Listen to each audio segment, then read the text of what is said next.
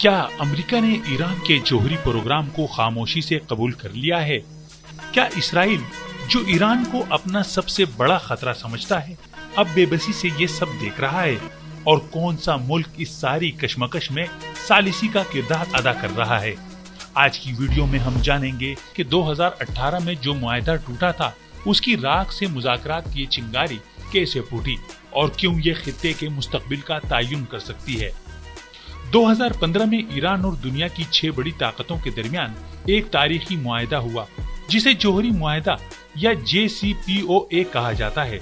इस मुआहदे के तहत ईरान ने यूरेनियम की अफजूदगी महदूद की और बदले में इसे मुआशी पाबंदियों से कुछ रिलीफ दिया गया।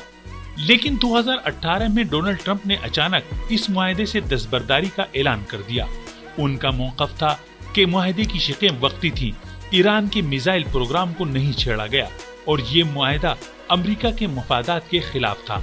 लिहाजा ईरान पर दोबारा सख्त पाबंदियां लगा दी गईं और कशीदगी बढ़ गई। अब सवाल ये है कि वही अमेरिका जो कभी ईरान को शैतानी रियासत कहता था, अब इस मुज़ाकरात पर आमादा क्यों है और जौहरी मुआहदे से यकतरफा अलहदगी इख्तियार करने वाला ट्रंप मुज़ाकरात पर क्यों मजबूर हुआ? दरअसल इतलात ये हैं कि ईरान 60% से ज्यादा यूरेनियम अफजूदा कर चुका है और जौहरी हथियार बनाने के बिल्कुल करीब है। 2023 के बाद अमेरिका और ईरान के दरमियान खामोश मुफाहमत की इतलात भी सामने आ रही हैं। ईरान ने गैर रस्मी तौर पर वादा किया है कि वो 60% अफजूदगी से ऊपर नहीं जाएगा और अमेरिका ने कुछ माशी पाबंदियां नरम या नजरअंदाज करना शुरू कर दी हैं।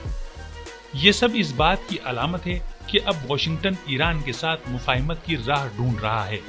ट्रंप की सख्त पॉलिसियों के बावजूद अमेरिका अब जान चुका है कि सिर्फ पाबंदियां काफी नहीं।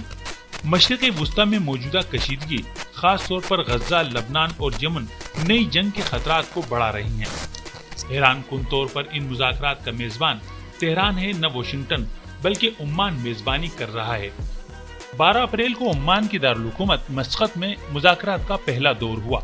ईरानी वफ्द की सरबराही अब्बास इराक़ची ने की और अमरीकी वफ्द की क़यादत स्टीव विटकॉफ ने की। मुज़ाकरात का दूसरा दौर इटली के शहर रोम में हो रहा है, लेकिन ईरान का कहना है कि ये सिर्फ मुकाम है। मुज़ाकरात की असल सालिसी सल्तनत ओमान के पास है। अब आते हैं इसराइल की तरफ, जो इन मुज़ाकरात का हिस्सा नहीं मगर मुकम्मल तौर पर बाखबर है।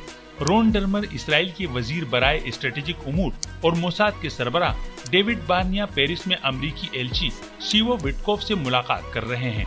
इसराइल समझता है कि ईरान किसी भी वक्त जौहरी धमाका कर सकता है। इसराइली हुकूमत इन मुज़ाकरात पर गहरी नजर रखे हुए है। चीन, रूस और कतर ने भी सालिसी में दिलचस्पी जाहिर की है, लेकिन क्या ओमान वाकई अमन की राह हमवार कर सकता है?